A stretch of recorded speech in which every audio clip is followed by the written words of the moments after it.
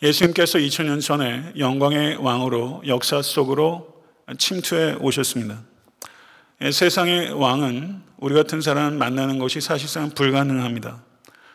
그리고 허락이 되어도 왕을 찾아가지만 이 불가사의한 이 왕은 우리 가운데 찾아오시는 왕이고, 또 우리가 문을 열어주지도 않고 모직에 박대하는 그 순간에도 이 왕은 좀채 그 자리를 떠나지 못하시고 배회하시고 서성거리시고, 그리고 마침내 여러분과 제가 준비됐을 때, 문을 조금 열었을 때 그 안으로 들어오셔서 손님인 것 같았는데 어느새 우리의 영혼을 다 차지해버리시는 주인이 되시는 왕이시고, 우리가 드린 것으로 우리가 주님께 드렸던 모든 것은 사실상은 다 주님께로부터 주어진 것인데, 그렇게 우리들에게 차고 넘치도록 주신 이 왕. 그런데 이 왕은 굉장히 집요해서 우리와 얄팍하게 만나기 원치 않으시고, 우리의 영혼 깊숙한 곳으로, 존재의 가장 깊숙한 곳으로 이 왕은 더 가까이 더 깊이 들어오시고야 마는 그 왕입니다. 이 왕의 그 집요한 추적을 통해서 여러분과 저는 사로잡혔고, 그래서 우리는 그리스도인이라고 부름을 받게 됐고, 그리고 그리스도인이 된 것에 대해서 기뻐하고 아파하며 또 영광스럽게 지금까지 살아오고 있는 것으로 믿습니다. 그런데 이 왕은요, 오늘 설교의 제목이 왕의 수줍음이라고 표현했는데요, 이 왕은 수줍은 왕입니다. 그리고 예수께서 광야에서 당하신 이 시험 사건은 이 왕의 수줍음이 어떤 것인지에 대해서 우리에게 알려주는 계시적 사건이다, 이렇게 이해할 수 있는데요, 필립 얀시에 대해서 제가 한동안 꽤 오래 필립 얀시를 좋아했었습니다. 그리고 그가 쓴 책 중에 내가 알지 못했던 예수라는 책이 있는데 매우 신학적으로 깊고 문학적으로도 굉장히 탁월한 책이라고 저는 생각합니다. 내가 알지 못했던 예수에서 필립 얀시가 뭐라고 말했냐면, 예수에게 내재한 이 억체의 품성, 신의 수줍음이라고 부를 수 있는 그 자질에 나는 놀라고 또 놀랄 따름이다, 이렇게 표현했어요.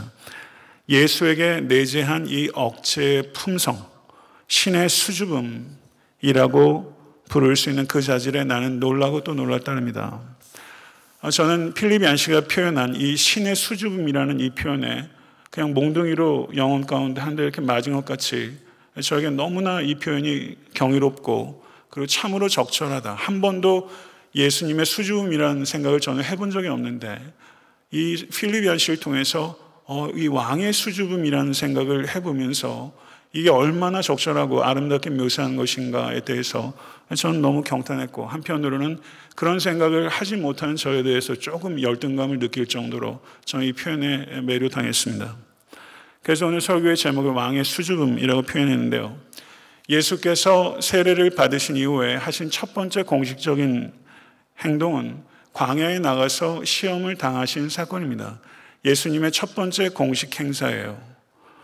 그리고 예수님께서 광야의 시험을 당하신 것을 지켜본 사람이 한 사람도 없기 때문에 분명히 이 사건은 예수 자신이 제자들에게 이야기를 해서 그것이 성경에 기록되어 있을 것이다, 이렇게 이해하는 게 적절할 것입니다. 그렇다면 예수 자신이 이해하셨던 이 광야에서 시험 당하신 이 사건의 중요성은 무엇이고, 그리고 이 의미를 우리가 주일학교 학생이 아니니까요, 우리가 정말 이 광야에서 시험 당하신 이 사건이 정말 그 깊은 의미는 무엇일까에 대해서 우리는 정말 겸손하게 그 의미를 묻고 또 물어야 된다고 생각합니다.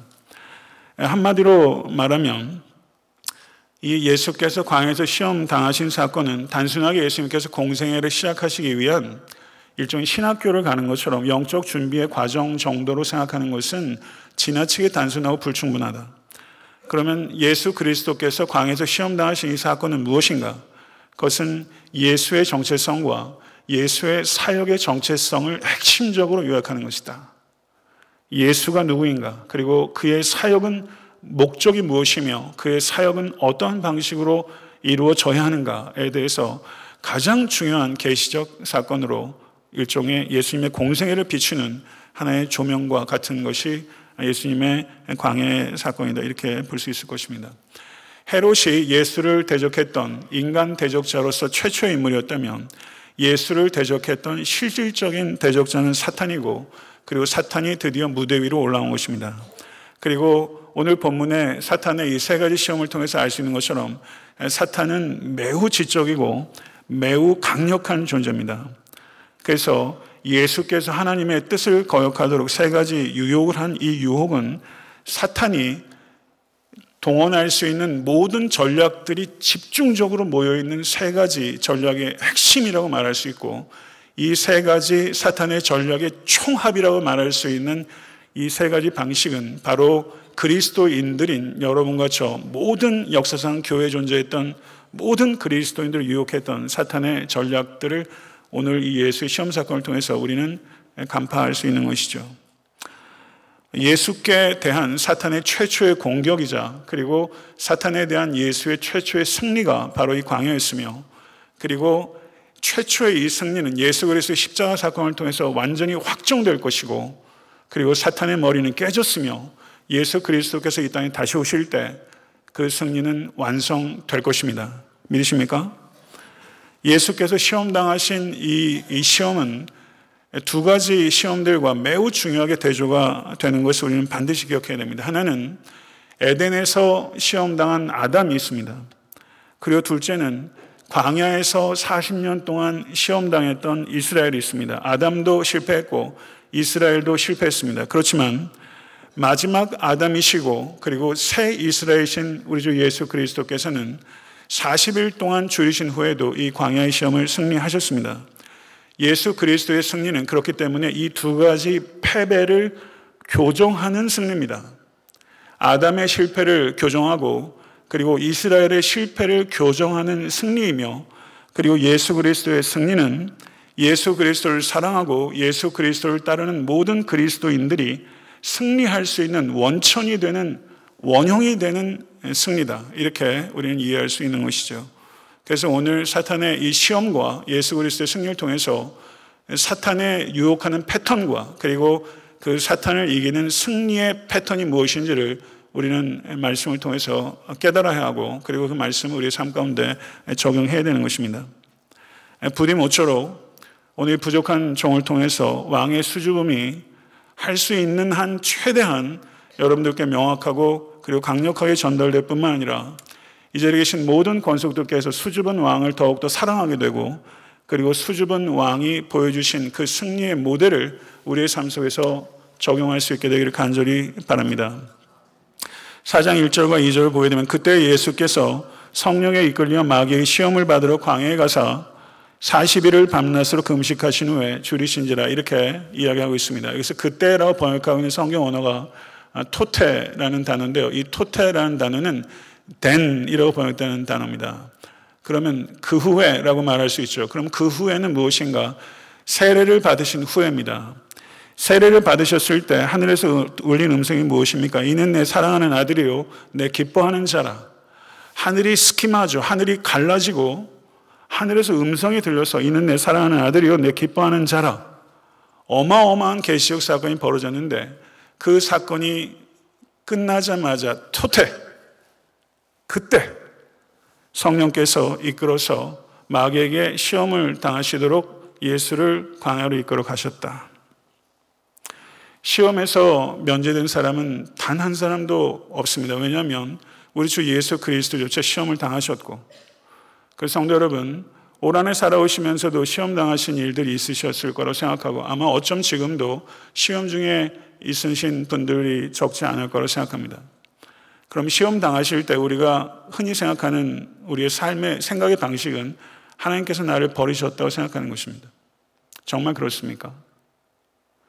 시험 중에 계셔서 하나님께서 여러분을 버리셨다고 생각하십니까? 아니라는 것이죠. 왜냐하면 이는 내 사랑하는 아들이요 내 기뻐하는 자라. 하나님께서 사랑하시고 기뻐하시는 자에게 허락하신 시험이 있다는 것이죠.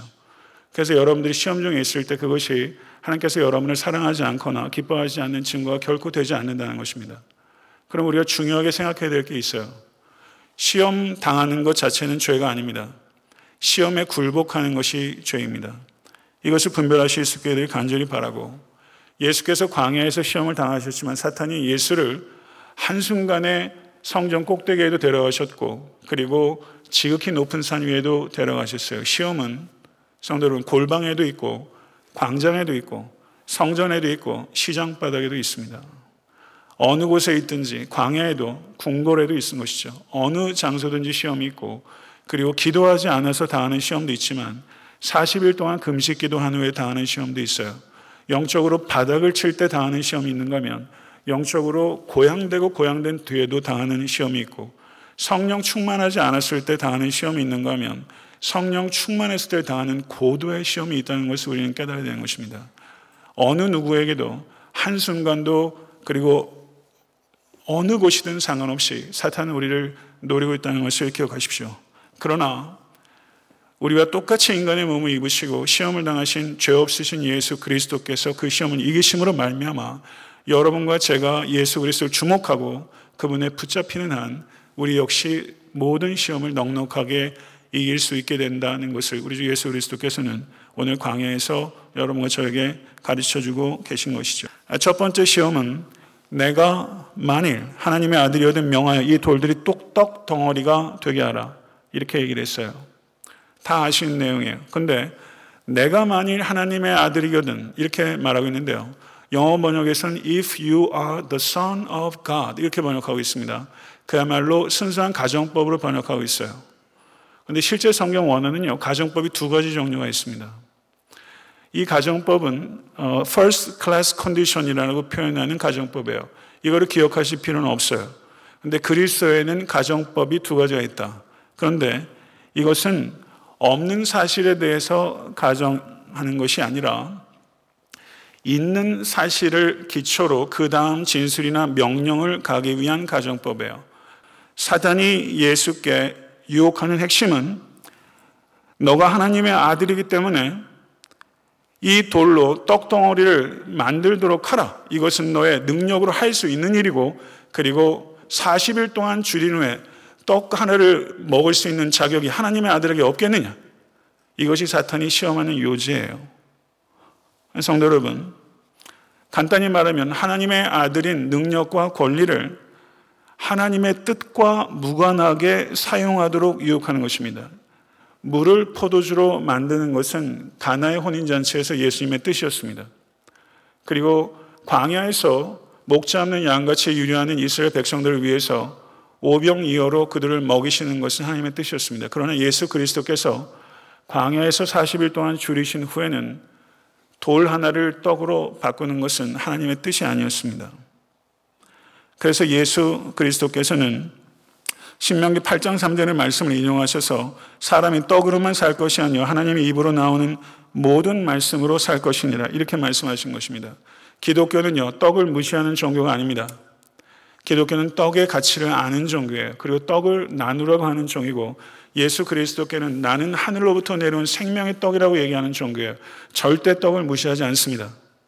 그러나 중요한 것은 떡으로만 살 것이 아니요 라고 말하면서 모노아르토스, 떡으로만이라고 말하고 있는 거예요. 40일 동안 줄였다는 것은 절박한 순간입니다. 그 절박한 순간에 예수께서는 우리에게 상징적으로 보여주는 거예요. 그 절박한 순간에도 생명은 떡에 있지 않고 말씀에 있다. 그 순간에도 정말 중요한 것은 떡이 아니라 하나님의 뜻이다. 이것을 그리스도께서 우리에게 가르치신 거예요. 사랑하는 성도 여러분, 하나님의 뜻이 아니면 여러분 각자의 능력과 그리고 여러분이 충분히 그것을 누리고 향유할 수 있는 권리가 있음에도 불구하고 내 것이고 내가 할 수 있음에도 불구하고 하나님의 뜻이 아니기 때문에 하나님 저 이거 안 하겠습니다. 저 이거 안 갖겠습니다. 저 이거 안 먹겠습니다. 저 이거 안 입겠습니다. 할 수 있는 것. 하나님의 뜻이 아니라면 그것을 우리 주 예수 그리스도께서는 광야에서 우리에게 그렇게 가르쳐주고 계신 것이죠. 할 수 있어도 다 해도 되는 것은 아니기 때문에 예수께서 우리에게 그걸 가르쳐 주고 계신 거예요. 이건 고상한 삶으로의 초대입니다. 두 번째 시험은 이에 마귀가 예수를 거룩한 상으로 데려다가 성전 꼭대기에 세우고 이르되 너가 만일 하나님의 아들이거든 마찬가지로 because you are the son of God 내가 하나님의 아들이기 때문에 뛰어내려라. 그러면 주의 사자들이 명하리니 손으로 너를 받들어서 돌로 부딪히지 않게 할 것이다. 이렇게 이야기하는 거예요. 사탄은 성경을 경시하고 경멸하고 다른 사람을 불순종하도록 이끌기 위한 지식을 갖고 있는 존재예요. 사탄만 그렇습니까? 얼마나 현대의 많은 교회들이 이단 사설들이 판을 치고 그리고 건전한 교단 내에서도 성도 여러분 용서하시고 들으십시오. 적지 않은 목회자들이 성경 말씀을 자신의 이익과 입장과 신학을 변호하기 위해서 임의로 해석하고 그리고 오용하는 일들이 결코 적지 않습니다. 여러분도 저도 이런 전과가 다 있습니다. 성경을 임의로 해석하고 그리고 내 입장과 내 처지를 변호하기 위해서 성경을 마음대로 사용하는 것, 이런 전과 없으세요?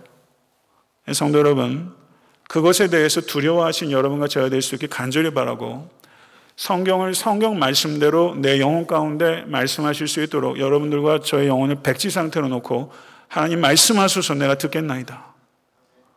이런 태도로 말씀을 들으셔야 사탄의 유혹을 이길 수 있게 되는 것입니다.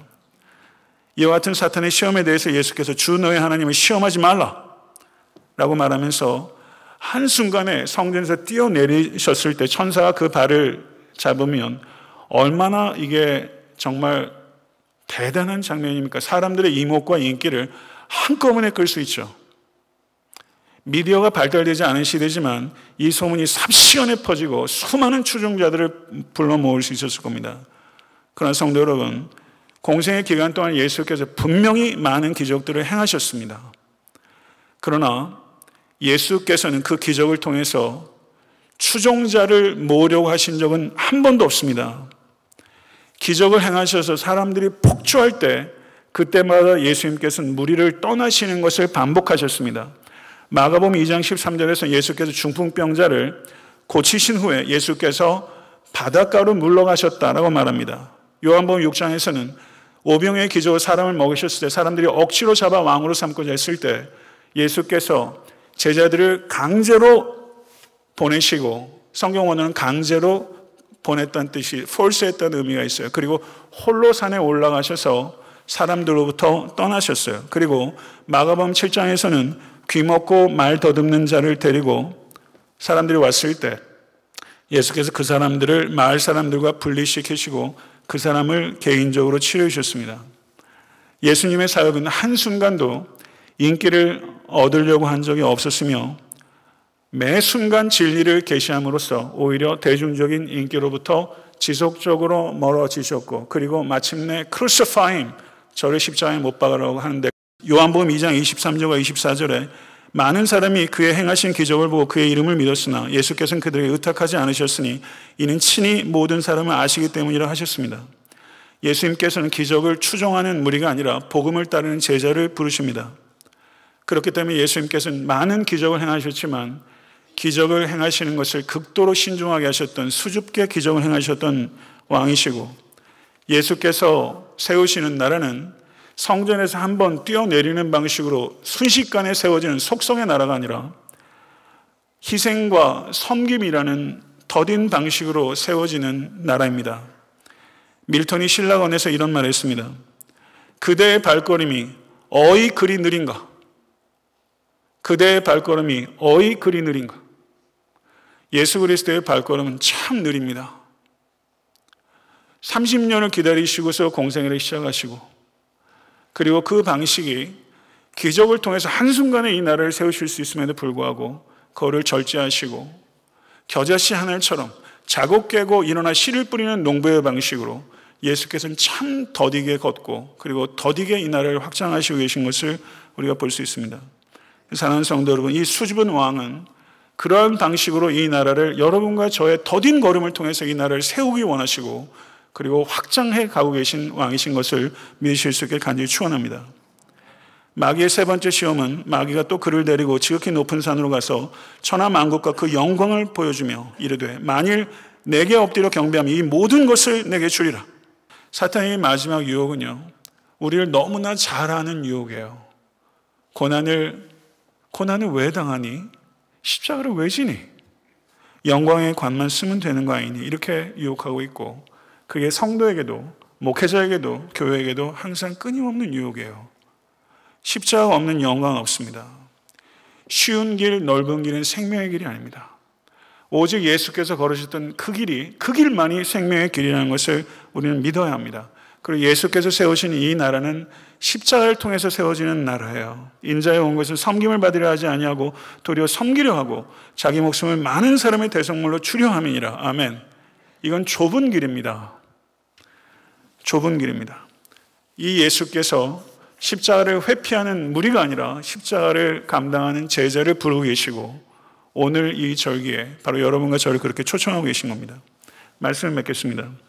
사탄의 유혹은 매혹적이고 손쉬운 방법으로 문제를 해결하고 목적을 달성하라. 매혹적이고 손쉬운 방법으로 그렇게 하라는 거예요. 그런데 예수님께서는 전능하신 능력이 있음에도 불구하고 그렇게 사용하기를 거절하셨습니다. 배를 쫄쫄 굶어서 40일을 굶었는데도 불구하고 하나님의 뜻과 상관없이는 빵 한 조각을 입에 넣지 않고 한순간의 인기를 얻을 수 있음에도 불구하고 그것을 가차없이 거부하고 고난이 없는 왕관을 거들떠보지도 않고 예수께서 거부하셨어요. 수줍은 왕은요, 여러분과 저의 자유를 억압하고 압살하는 왕이 아니라 우리에게 마음껏 자유를 주시는 왕입니다. 이 광야에서 시험당하신 이 수줍은 왕은 우리에게 자유를 주시는 왕이에요. 이 자유가 어디까지 주어지는지 아십니까? 예수에게 침뱉고 예수를 때리고 예수를 죽일 수 있을 때까지 주어진 자유예요. 왜 그렇게 우리에게 자유를 주십니까? 왜 그렇게까지 하셔야 됩니까? 이게 우리의 질문이죠. 우리에게 있는 불신과 의심들, 이 자유는 너무 좋기도 하면서 너무 위험하기도 하고 너무 감당하기 어려운 게 이 자유예요. 이 자유를 그냥 꽉꽉 눌러서 믿지 않을 수 없도록 우리를 만들어 주시지. 불신할 뿐만 아니라 예수를 죽일 수 있게끔까지 할 정도 우리에게 자유를 주신 그 이유는 무엇인가? 예수님께서는 전능하십니다. 그러나 그 힘을 가지고 여러분과 저를 믿지 않을 수 없을 만큼 밀어붙이지 않으세요. 왜냐하면 예수께서 원하신 건 그 힘으로 여러분과 제가 믿지 않을 수 없는 굴종을 원하시는 것이 아니라 여러분과 제가 예수를 죽일 수 있을 만큼 주어진 그 자유를 가지고 자유롭게 반응해서 이 왕을, 이 수줍은 왕을 사랑하고 이 수줍은 왕과 동행하고 이 수줍은 왕과 자랑할 수 있도록 하기 위해서 예수를 사랑하도록 하기 위해서 그렇게 하기 위해서는 오직 방법이 하나예요. 힘을 사용할 수 없는 거예요. 사랑을 원하시기 때문에 예수는 우리를 사랑하는 방법밖에 없었고 그리고 예수 그리스도께서 인간을 구원하시기 위해서 인간에게 희생당하셔야 됐던 왕, 믿음을 강요할 수 있는 힘을 포기해버리는 전능의 왕, 이게 예수 그리스도입니다. 케르케고르가 이런 말을 했어요. 하나님은 그 손으로 세상을 우악스럽게 줄 수 있지만 피조물들이 충분히 자율적으로 행동할 수 있을 정도로 세상과 가볍게 접촉하신다. 여러분, 손을 우악스럽게 우여주면 우리 아이들 손 같은 거 제가 잡으면 꼼짝도 못해요. 우악스럽게 잡을 수 있지만 하나님께서는 여러분과 저를 매우 가볍게 접촉하신다는 거예요. 철학자의 언어예요. 예수의 이 가벼운 터치, 이 터치에 당한 사람이 있어요. 십자가 골고다에서 백부장이에요. 예수를 십자가에 못 박는 일을 가담했던 주동자였던 이 백부장이 이 하나님의 이 가벼운 접촉에 당한 거예요. 그리고 뭐라고 말했냐면 이 사람은 진실로 하나님의 아들이로소이다. 이렇게 말했어요. 십자가상에는 내려오면 믿겠다고 하는 그 기적은 일어나지 않았지만 하나님의 아들이신 예수께서 끝까지 그 전능한 힘을 사용하지 않고 십자가에 달려 죽기까지 순종하신 이 기적, 이것은 왕의 수줍음이고 그리고 믿을 수 없을 만큼 강요하지 않는 억제의 기적이죠. 이것을 본 거예요. 성도 여러분, 저도 하나님과 제 영혼이 접촉하기 시작한 게 제가 13살 때입니다. 13살 때부터 예수님을 믿으면서 얼마나 많은 회의와 방황이 있었는지 몰라요. 이제는 끝났다. 이제는 하나님 더 못 찾으실 거죠? 이제는 안 될걸요? 그렇게까지 멀리 갔었는데 그게 하나님 울타리 안에 있었고, 그리고 저는 항상 하나님께 그랬어요. 하나님 강력한 한 방을 좀 저한테 먹여주세요. 꼼짝도 못하게. 너무 힘들어요. 하나님 강력하게 저를 잡아주세요라고 강력한 한 방을 항상 얘기했는데 그런 시간이 있었어요. 한강에서 한번 뛰어내려 볼까? 진짜로 그런 생각 했었어요. 성전에서 뛰어내리는 것처럼. 그럴 정도로 회의하고 고통스러웠어요. 근데 강력한 한방은 한 번도 안 먹이시네. 근데 살짝 가볍게 타치해 오셨어요. 가볍게 타치해 오셨어요. 얼마나 감질 나는지. 근데 가볍게 저를 타치해 오신 이 타치에 어느 순간 저는 강력한 한방보다 저를 가볍게 인격적으로 저와 동행하시고 저를 불러주시고 문을 두드리신 이 예수 그리스도의 방법에 저는 완전히 굴복했습니다. 저를 다루시는 방식에 저는 너무 이 아름다운 방식에 저는 감사하고 감격하고 있어요. 성도 여러분, 돌 하나를 떡 하나로 만드는 게 뭐 대수라고. 성전 꼭대기에서 한 번 뛰어내리는 거 그게 뭐 대수라고 안 하시고, 절 한 번 하면 천하만국을 다 준다는데 그거를 안 하시고, 아무리 작은 일이라도 단 한 번이라도 타협하지 않으신 예수 그리스도께서는 그 모든 시험 가운데 배후에 있는 그 원리가 하나님을 뜻을 심각하게 거역하는 것이라는 것을 알기 때문에 그것 자체로는 죄가 아님에도 불구하고 하나님의 뜻이 아니면 40일 동안 쫄쫄 굶어도 떡 하나를 입에 넣지 않겠다는 이 왕, 이 수줍은 왕, 절제하시는 이 억제의 왕, 이 왕이 바로 여러분의 왕이고 저의 왕입니다. 그리스도를 시험했던 마귀는 지금도 그리스도인들을 끊임없이 노리고 있고 끊임없이 똑같은 패턴으로 우리 시험하는데 우리는 똑같이 무너질 때가 많습니다. 하나님의 뜻과 무관한 것이라면 내 능력이 있어도 내 권리가 있어도 하나님 저는 안 할게요. 사람의 이목과 인기가 얼마나 거추장스럽고 불편한지, 그런데도 불구하고 왜 그렇게 이목과 인기에 연연하고 평가에 연연하는지 우린 참 저속합니다. 그렇지만 하나님, 이 이목과 인기를 끄는 일에 내가 초연해지겠습니다. 이렇게 기도하고, 좁은 길, 더딘 길 항상 힘들어요. 그렇지만 그 길에서 단맛도 느끼니 그 감사한 노릇이고, 성령께 의지해서 하나님 이 좁은 길, 더딘 길 끝까지 걷게 해주십시오. 그리고 우린 믿어요.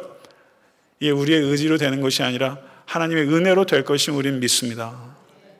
그래서 우리도 아무리 줄여도 돌 하나를 떡으로 만드는 일들을 거절할 수 있는 때가 오겠죠. 아마 인생에 살아오시면서 그렇게 거절하셨던 적이 있으실 거예요. 감사하고 축하합니다. 앞으로 주님 부르시는 순간까지 우리에게 닥친 이 많은 시험들 속에서 우리 예수 그리스도를 본받아 저를 한번 따라해 보세요. 하나님의 뜻을 이루기 위해 하나님의 말씀에 따라 성령의 능력으로 마귀를 이길 것이다. 아멘. 우리 이길 것입니다. 이걸 믿으실 수 있게 간절히 축원합니다. 기도하겠습니다.